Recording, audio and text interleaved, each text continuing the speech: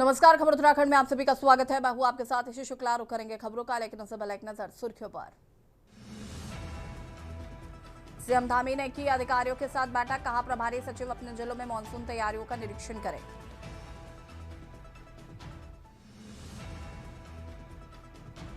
उत्तराखंड में 30 जून तक होंगे कर्मचारी अधिकारियों के तबादले, शासन ने जारी किया आदेश। देहरादून में 13 जून को होगी आईएमए की पासिंग आउट परेड, राष्ट्रपति द्रौपदी मुर्मू हिस्सा लेंगी, अंतिम तैयारियां हुई तेज।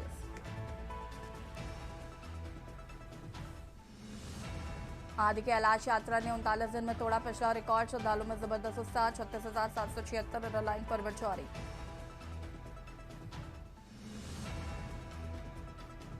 यमुनोत्री हाईवे पर स्याना चट्टी के पास भारी भूस्खलन, आवाजाही बंद होने से सैकड़ों श्रद्धालु फंसे। उत्तराखंड के मौसम में बदलाव, मैदान से पहाड़ तक धूप और गर्म हवाओं ने बढ़ाई तपिश।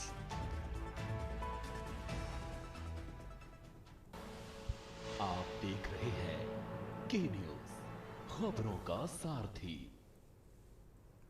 खबर ऋषिकेश से है, जहां पर मुनिकीरेती क्षेत्र में जल पुलिस की तत्परता से गंगा नदी में फंसे 4 युवकों की जान बच गई। समय रहते किए गए रेस्क्यू अभियान के चलते बड़ा हादसा टल गया, सभी युवकों को सुरक्षित बाहर निकाल लिया गया है। जानकारी के अनुसार चारों युवक हरियाणा के निवासी हैं और थाना लक्ष्मण झूड़ा क्षेत्र स्थित स्वर्गाश्रम घाट पर स्नान करने पहुंचे थे। स्नान के दौरान उन्होंने गंगा नदी को पार करने का प्रयास किया। नदी के बीच धारा में पहुंचने के बाद वो थक गए और तेज बहाव के कारण आगे बढ़ने में असमर्थ हो गए। खुद को खतरे में देखकर युवकों ने मदद के लिए आवाज लगाई। सूचना मिलते ही मुनिकीरेती जल पुलिस और वाटर रेस्क्यू टीम तुरंत सक्रिय हुई। पुलिस ने मोटर बोट की सहायता से तत्काल रेस्क्यू अभियान शुरू किया और नदी के बीच फंसे सभी युवकों को सुरक्षित बाहर निकाल लिया।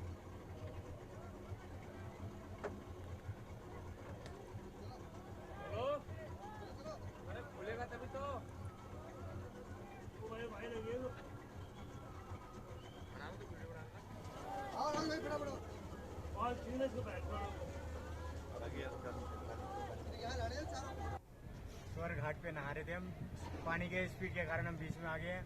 पुलिस वाले भैया ने बचाया हमें।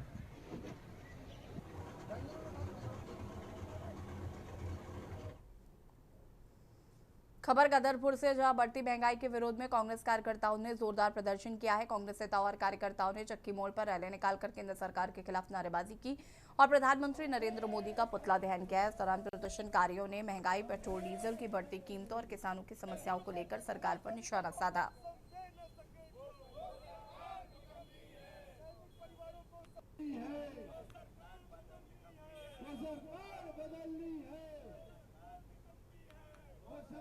कदर बड़ा है, जनता मुझे लगता है इतने परसेंट आत्महत्या के कागर में जा रहे हैं। आए दिन आत्महत्या कर रहे हैं, आप लोग देख रहे हैं। ये बात बिल्कुल सच्चाई है।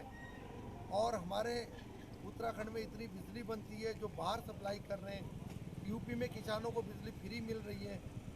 कई सालों से किसान इस मांग को उठा रहे हैं, अनदेखी करते हैं। माननीय मनमोहन सिंह जी ने 72,000 करोड़ किसानों का कर्जा माफ किया था और उसके बावजूद भी देश आर्थिक हालत मजबूत थी उस समय। और ये तो पूरे भारत के देश किसान, व्यापारी, एक एक आदमी दुखी है। वाला नहीं है, सिर्फ यहाँ पे मठ बिठा दिए। जितना आपका भ्रष्टाचार चल रहा है सारे रिकॉर्ड टूट चुके हैं। आज शराब के माफिया, खनन के माफिया, इसके अलावा इस प्रदेश में कुछ नहीं चल रहा। तो जनता ने अपना मन बना लिया है। आज हमने महंगाई को लेकर पुतला फूका है कि आज महंगाई ऐसी हो गई, कमर तोड़ हो गई है कि आम आदमी का जीना मुश्किल हो गया है। और आज पुतला फूका है और आगे भी पुतले इनके फूकते रहेंगे। और आप देखो कि 2027 में पूरी बहुमत से कांग्रेस की सरकार आएगी। खबर हरिद्वार से, जहां सड़कों क्षेत्र में लगातार मिल रही शिकायतों के आधार पर पुलिस ने सख्त कार्रवाई करते हुए सार्वजनिक स्थान पर अश्लील हरकत करने के आरोप में 5 महिलाओं को हिरासत में लिया। यह कार्रवाई थानाध्यक्ष अजय शाह के निर्देशन में की गई। पुलिस को सूचना मिली थी कि राठौर प्लाजा होटल के सामने कुछ महिलाएं राहगीरों के साथ अशोभनीय व्यवहार कर रही हैं। शिकायतों को गंभीरता से लेते हुए पुलिस टीम ने तत्काल मौके पर दबिश दी और 5 महिलाओं को हिरासत में ले लिया।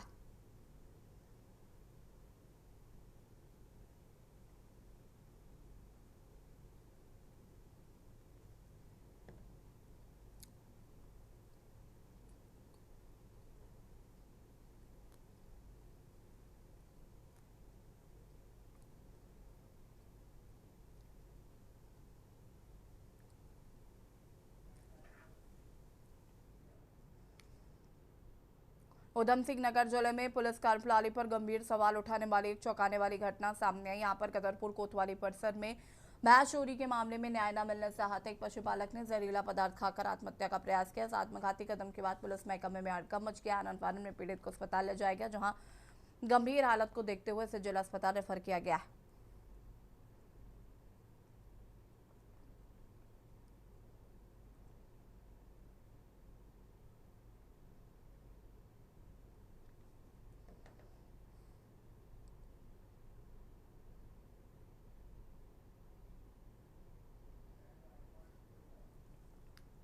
खबर देहरादून से, जहां एसआईआर प्रक्रिया शुरू होते ही राजनीतिक माहौल गर्मा गया। राज्य निर्वाचन आयोग सभी राजनीतिक दलों के साथ समन्वय स्थापित कर मतदाता सूची को अधिक पारदर्शी, त्रुटि रहित बनाने में जुटा है। हालांकि इस प्रक्रिया को लेकर कांग्रेस ने कई सवाल खड़े किए हैं और इसकी निष्पक्षता पर संदेह जताया है। कांग्रेस का कहना है कि एसआईआर प्रक्रिया को लेकर कई स्तरों पर पारदर्शिता की कमी हो सकती है, जिस पर ध्यान देने की जरूरत है।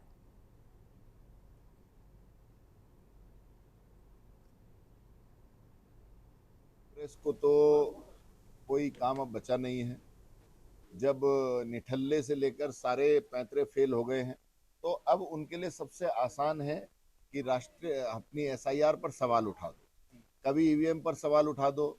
जब उनका राष्ट्रीय अध्यक्ष उत्तराखंड को कुछ ना समझते हुए, मौसम का हवाला देते हुए, हमारे माननीय मुख्यमंत्री जी अल्मोड़ा में जा रहे थे।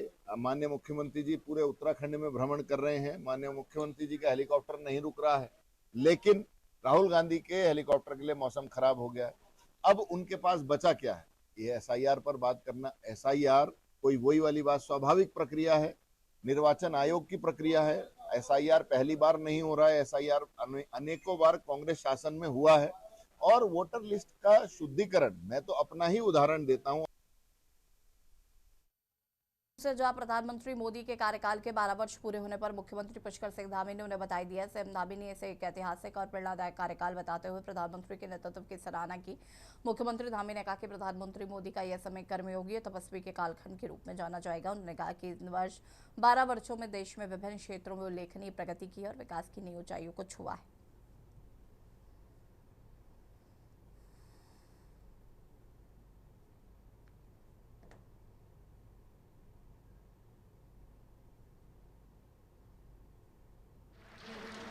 देखिए, आज का दिन बड़ा ऐतिहासिक दिन है। आज माननीय प्रधानमंत्री श्री नरेंद्र मोदी जी के अनवरत रूप से प्रधानमंत्री के रूप में काम करते हुए 12 साल का कालखंड पूरा हो रहा है और वो निर्वाचित देश की आज़ादी के बाद निर्वाचित प्रधानमंत्री के रूप में सर्वाधिक कालखंड तक काम करने वाले प्रधानमंत्री के रूप में उनका ऐतिहासिक रिकॉर्ड आज दर्ज हो गया है।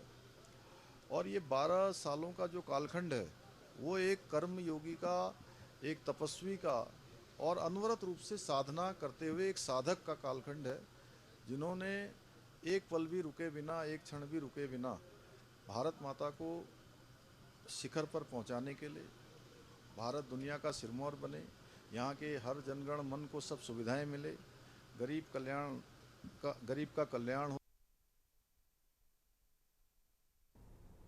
खबर देहरादून से, जो हरिद्वार अर्धकुंभ 2027 को लेकर राजनीतिक बयानबाजी तेज हो गई है। कांग्रेस के पूर्व विधायक राजकुमार ठुकराल द्वारा दिए गए बयान के बाद सियासी माहौल गर्मा गया है। अल्मोड़ा में आयोजित एक जनसभा के दौरान उन्होंने भाजपा सरकार पर गंभीर आरोप लगाए थे। राजकुमार ठुकराल ने कहा कि आगामी 2027 में होने वाले अर्धकुंभ में सत्ता प्राप्ति के लिए भाजपा सरकार द्वारा अप्रिय घटनाएं तक करवाई जा सकती हैं। उनके इस बयान के बाद राजनीतिक विवाद खड़ा हो गया और सत्ताधारी दल ने कड़ी प्रतिक्रिया भी दी है।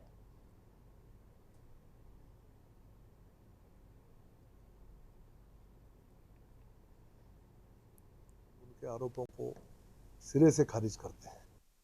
ऐसा कुछ नहीं है, पहले भी यहाँ कुंभ हुए हैं और अब भी कुंभ होगा। ये अर्धकुंभ है और ये कुंभ बहुत बढ़िया वातावरण में संपन्न होगा। बेहतर व्यवस्था हम लोग वहाँ पर कर रहे हैं और जिस तरह वो पैनिक फैलाना चाहते हैं, माहौल बिगाड़ना चाहते हैं, निश्चित तौर पर वो दुर्भाग्यपूर्ण है और कांग्रेस के लोगों को बाज आना चाहिए। जब जब उत्तराखंड के हितों की बात आती है, कहीं ना कहीं वो नकारात्मक बात करते हैं और ठुकराल तो स्वयं बीजेपी के कार्यकर्ता रहे हैं। फरवरी 27 मंचासी जितने भी मेरे नेता हैं, इनसे भी निवेदन कर रहा हूं, चीफ सेक्रेटरी को मिलो, पुलिस के महानिदेशक डीजीपी साहब को मिलो और गृह सचिव को मिलो। 15 जनवरी से कुंभ अर्ध कुंभ का मेला हरिद्वार में, और अर्ध कुंभ के मेले में सत्ता पाने के लिए कोई भी अप्रिय घटना ये लोग करवा सकते हैं। जिनकी सत्ता है, ये उत्तर प्रदेश और उत्तराखंड की सत्ता पर काबिज होने के लिए इनके लिए 10, 20, 50 अगर हिंदू मर भी जाए तो इनको कोई फर्क नहीं पड़ता। प्रधानमंत्री नरेंद्र मोदी के कार्यकाल के 12 साल पूरे होने पर भाजपा में जश्न का माहौल है। प्रदेश भाजपा भी कई कार्यक्रम कर रही है। भाजपा प्रदेश प्रवक्ता नवीन ठाकुर ने बताया कि पूरे देश और भाजपा का प्रत्येक कार्यकर्ता खुशी से लबरेज है और इसी के चलते इस खास मौके पर हर कार्यकर्ता और पदाधिकारी अपने क्षेत्र के मंदिरों में पूजा अर्चना और आरती करेंगे। गुरुद्वारों में अरदास होगी। सभी लोग अपनी खुशी जाहिर करेंगे और भगवान से प्रार्थना करेंगे कि प्रधानमंत्री स्वस्थ रहें, दीर्घायु हों, उनके नेतृत्व में भारत ऐसे ही ऐतिहासिक कार्य करता रहे।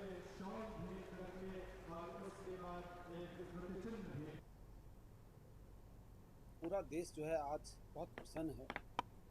भारतीय जनता पार्टी का प्रत्येक कार्यकर्ता आज खुशी से लबरेज है। बहुत ऐतिहासिक दिन हमारे लिए है कि 12 वर्ष, ऐतिहासिक 12 वर्ष विश्वास के, विकास के, आज जो है प्रत्येक कार्यकर्ता, प्रत्येक पदाधिकारी अपने अपने क्षेत्र के जो मंदिर हैं उनमें पूजा अर्चना करेंगे, आरती करेंगे, गुरुद्वारों में अरदास होगी और सब अपनी खुशी जाहिर करेंगे।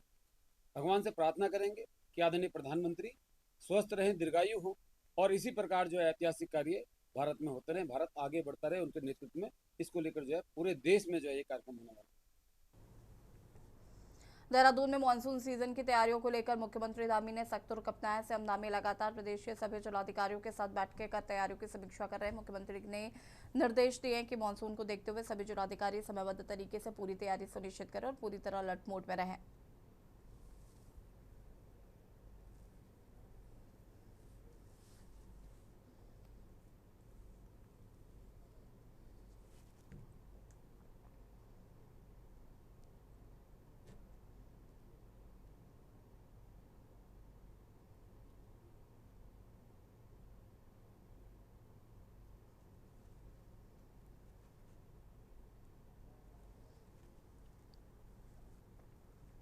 नैनीताल में भारतीय पुलिस सेवा की वरिष्ठ अधिकारी निवेदिता कुकरेती ने पुलिस महानिरीक्षक कुमायूं परिक्षेत्र का विधिवत कार्यभार ग्रहण कर लिया है। कार्यभार संभालने के बाद उन्होंने परिक्षेत्रीय कार्यालय में अधिकारियों और कर्मचारियों से कानून व्यवस्था, अपराध नियंत्रण, यातायात प्रबंधन तथा अन्य महत्वपूर्ण विषयों की विस्तृत जानकारी ली है। नवनियुक्त आईजी ने कहा कि कुमायूं परिक्षेत्र में कानून एवं शांति व्यवस्था को और अधिक मजबूत बनाना उनकी प्राथमिकता होगी।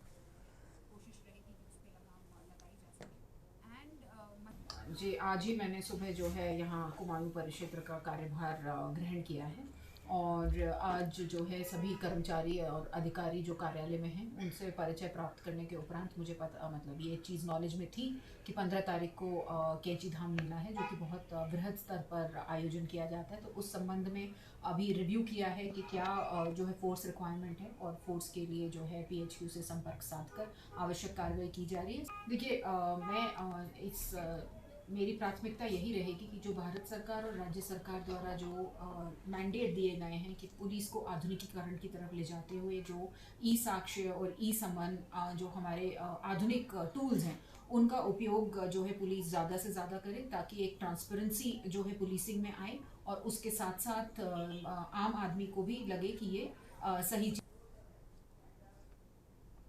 और बटन में फिलहाल आता है। देखते रहिए के न्यूज़ इंडिया। नमस्कार।